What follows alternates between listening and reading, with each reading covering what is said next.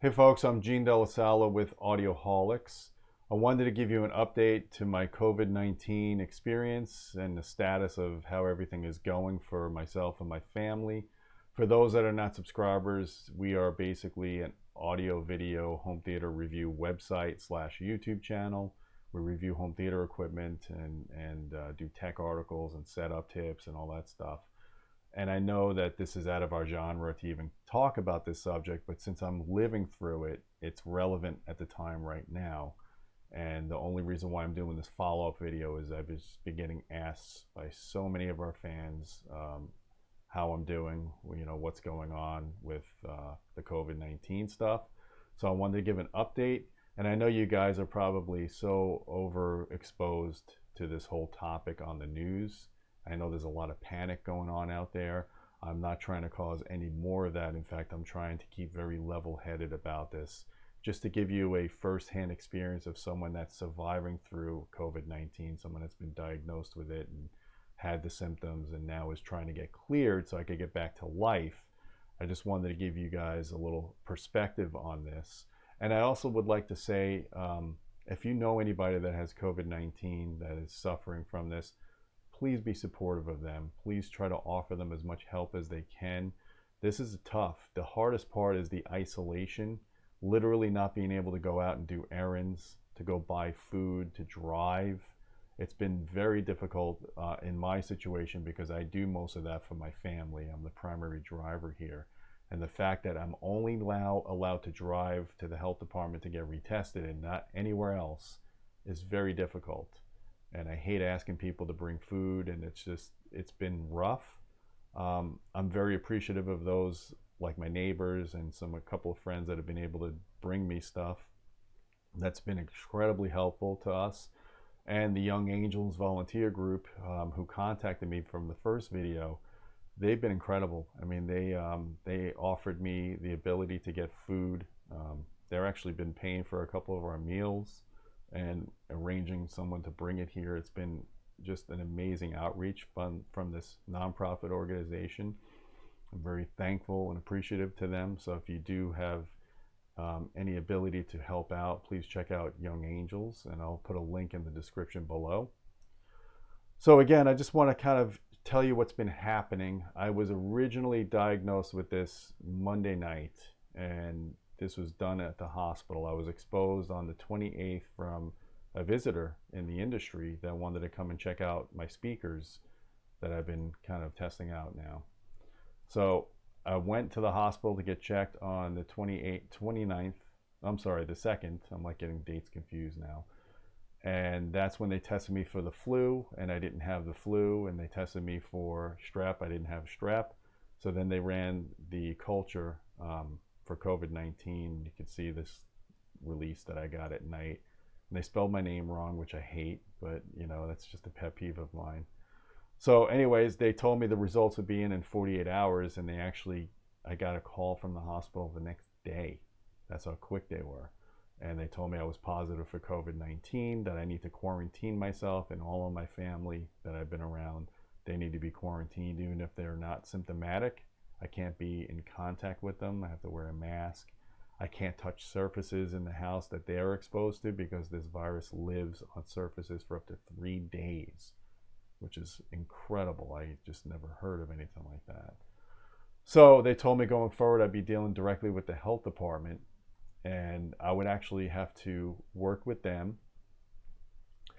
And they called me at the end of last week to see how I was doing, and asked me if I wanted to come in to get retested. But I told them I was still having symptoms. I was still having, the fever. I was still having chest tightness and the cough and just not feeling well. So they said, well, we're going to wait till Monday to retest you, this Monday.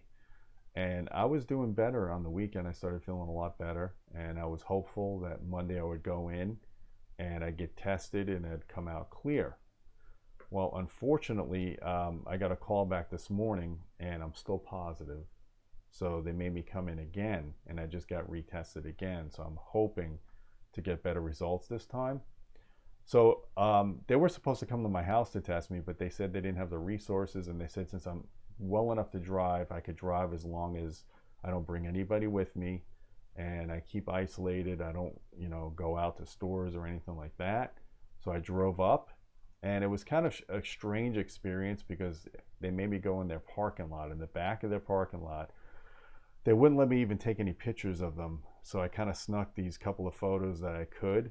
They set up all of these cones that I had to drive up to while they put on their suits. And on Monday, when they did the first test, it was not a pleasant experience.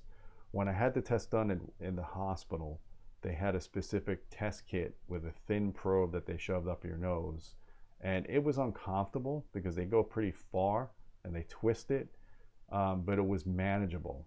Well, when I went and got this test at the health department, they didn't have that probe. They had instead a long Q-tip, and it felt like they went up to my brain, and it made my eyes water so badly that I couldn't drive for a couple of minutes. I was in that much discomfort. They also checked my throat then, and they got my gag reflex going. So they went pretty evasively with their test.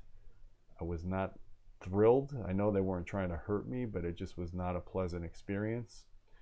But anyways, I went home directly after that test, and then the next day I was actually feeling pretty good. I started like doing more work, and I just got a little stir crazy being up here. So I went in my theater room, and I put on some Dua Lipa, and I did about 20 minutes of cardio. I did some rubber bands and some push-ups just to try to get my body moving again, because I don't like being inactive. That's my Achilles heel. I don't like not working. I don't like not exercising. I don't like not taking care of people that depend on me. And those are the three things that I'm not supposed to do right now. And it's really hard to restrain. So I did the exercise yesterday in my theater room, isolated by myself. And then I woke up this morning and I was pretty lethargic. So note to anybody that has COVID-19, you probably shouldn't be doing what I try to do until you're clear of this. I'm definitely not going to be doing that today. I'm not going to overstrain. I'm just going to try to get some content done as best as I can here, just to pass the time. I know this is a difficult time for everybody just to not be able to work. And I know people in the hospitality business that are really suffering right now, friends of mine that have lost their jobs. I personally have lost a lot of income through advertising because manufacturers are flipping out too. This is like panic mode right now. Audio companies are forecasting that their revenues are going to be down because people aren't buying equipment. I hope it's an overreaction. I hope we get through this soon, and I hope everybody has positive vibes and keeps a good outlook going forward. So I wanted to also show you what happened today during my test. I went back to that health department, and as you can see here, it was coned off. I actually snuck a picture, even though they didn't want me to take pictures of them. I just snuck a picture because I wanted you guys to see what the suit looks like. It's not like a space suit. I was expecting like some type of thick suit, but it's just like a blue apron kind of thing, and they put a headgear on and a mask, and they redid the test. And this test was less uncomfortable. They didn't like kill my nose this time. But one thing they did that really kind of irked me was they dropped the cap that goes into the vial when they put the Q-tip in it on the floor. And I looked at them, I'm like, oh my God, does this invalidate the sample? Does this corrupt the results? And they're like, no, it's fine, you don't have to redo the test.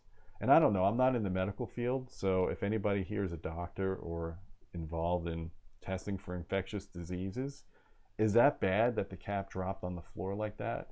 I can't imagine that it's good. But I have my fingers crossed, hoping that I get a better result this time. So I'm going to sit this out now for another 48 hours waiting for the test results. And I just also wanted to show you, I redacted this because I didn't want people to see the location that I'm at, but this is what I've been dealing with them through email, and they gave me very specific instructions on where to go, where to pull up to the health department, how to conduct myself in my vehicle and do the tests. And that's basically what I've done twice now. So I've been tested. This is the third time I've been tested for COVID-19. I'm hoping the third time is the charm, that I get through this now with a negative result. But even if I do get a negative result, I have to get 2 negative results in order to be cleared from isolation. So if I test negative today, and today's Wednesday, so Friday they call me and say you're negative, you got to come in for your second test, I got to test negative again. And at that point, I think I'm cleared. I think I am. The one thing that's important to remember, guys, is there could be people around you that are infected that don't show symptoms. They can be called what's called carriers, especially children. Children seem to be less symptomatic than adults, and women seem to be less symptomatic than men. So this virus seems to really like men a lot more than anyone else. And I'm fortunate that I'm still relatively young and I'm still relatively fit, so it didn't attack me as badly as other people. I know the gentleman that infected me, he got pneumonia from this and he was hospitalized. And I found out recently that he was released from the hospital, but I haven't been in contact with him since. And he did infect a couple more people that were at the Tampa Tech show, the CEDIA show, in February. So knock on wood, the health department told me that they had no new cases as a direct result of me. It doesn't mean that there aren't other carriers, but at least there's people that aren't showing symptoms. And I've done my best to make sure that I've isolated myself and just trying to stay away from everybody and just trying to get through this. And that's all I ask that you guys do, is just to remember to help those around you. We are a big community. It just puts perspective on things in life, you know.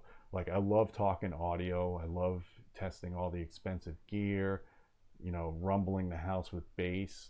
But at the end of the day, what's really important is the connections we have with people, and the fact that you have food to eat, you have clean water, you have shelter, and you just have the ability to provide for your family and for those that depend on you. It just really puts things into perspective. And I know life is going to change after all of this for everybody. It already has changed, but hopefully it changes for the better, and it just makes us all reflect on what's really important. And I'm going to do my best going forward to still produce content for you guys. My wife is the one that runs the camera typically, so I can't have her doing that. I do have some videos I've already shot that need to be produced that we'll be working on. And I do some filler videos like my most influential loudspeakers of all time. I did that one the other day. I'm going to be doing one on amplifiers shortly. So got to keep your mind active. That's really important. I know you're supposed to get a lot of rest, so rest when you can if you have this. But I'm also someone that just likes to keep going. And again, I thank you guys. I thank everybody that's given me such positive vibes, positive prayers. I thank everybody in the medical field that's been dealing with this, the first responders. You know, this is a lot of stress on our country and on the world, but hopefully this has a good outcome and this passes in a couple of months and everybody can work again and, you know, keep forward thinking positive. And yeah, I hope you guys found this useful. I will sign off of this whole COVID business now for now. So guys, if you like this video, please thumb it up. Please subscribe to our channel. Don't forget about our Patreon at patreon.com/audioholics. You get direct access to myself or our staff if you want to ask questions or suggest video topics. And until next time, my friends, keep listening and be kind to everybody.